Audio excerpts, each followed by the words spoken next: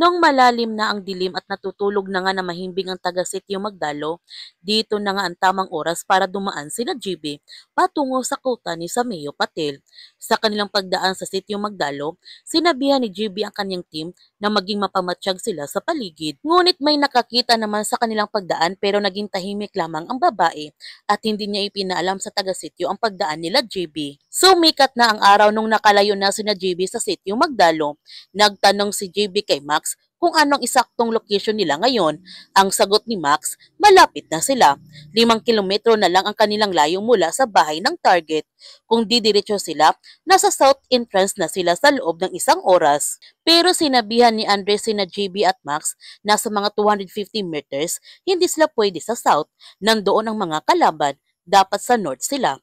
Pero hindi sang-ayon si Max sa sinabi ni Andres dahil nandito na sila.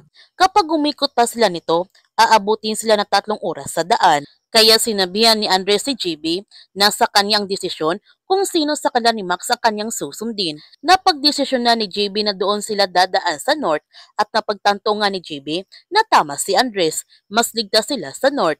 Sinabihan ni GB ang kanyang team na bilisan na nila umakyat sa tuktok. Excited naman si Tomas na patayin niya si Sameo Patel dahil nilulong niya sa droga ang mga taong nakatira dito sa sitio Magdalo. Samantala, nagpatuloy ang illegal na operasyon ni Sameo Patel at mga tauhan nito.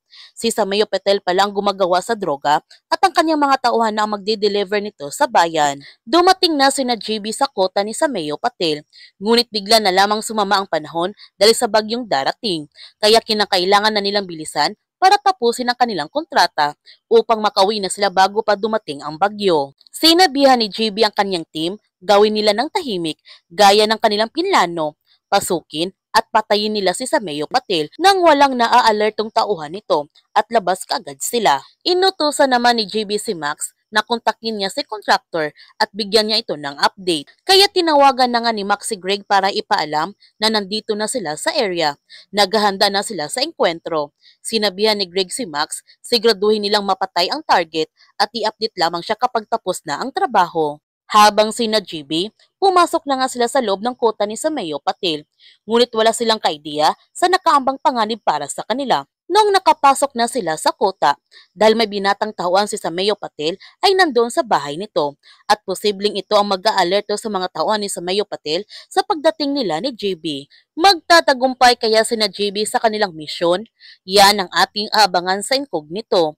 Kung bago ka pa channel ko, don't forget to like, subscribe, and click notification bell para palagi kang updated sa mga videos in-upload ko. Thank you for watching and God bless to everyone.